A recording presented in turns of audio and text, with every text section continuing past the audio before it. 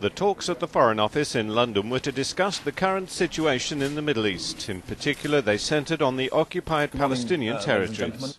Progress in the Middle East towards a just and stable two-state solution requires courageous leadership.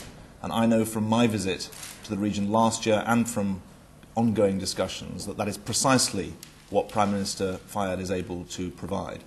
We've shared today our views on some of the key issues. We are absolutely united on the need for the political track to move in step with practical change on the ground.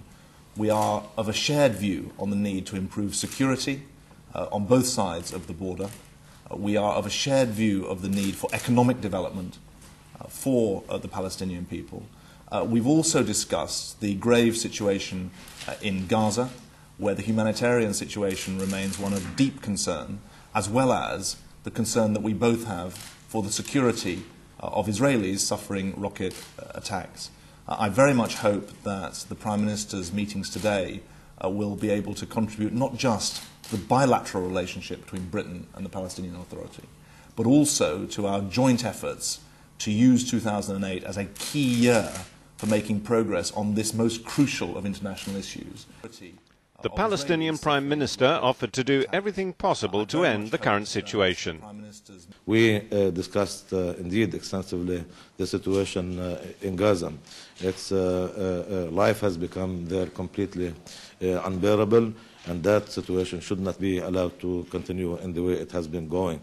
We have offered to do everything we have been doing everything we possibly can in order to improve and to contribute to the welfare of our people. And so far as movement is concerned, we have offered, and I reiterate today, our readiness to assume control and manage the Palestinian sides of the crossings in Gaza if Israel were to open them. I think it's very important for that to happen. But once again, thank you very much. And Mr. Fayyad said it was still possible for negotiations to take place. Negotiations can indeed proceed because we Palestinians are represented by the PLO, which is empowered to negotiate on behalf of all of us, both in West Bank and Gaza as well as in diaspora.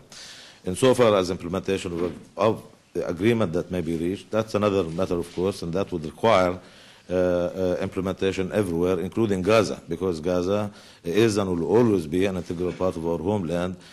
Clearly, progress will have to be made in order to end the exceptional situation that currently prevails in Gaza. Mr. Miliband offered the support of the British government to the Palestinian Authority.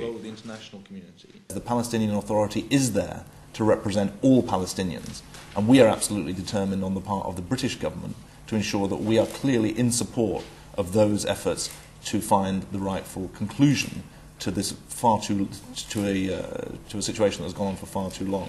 I think it's also relevant to say that the international community does have a role in calling for restraint on all sides.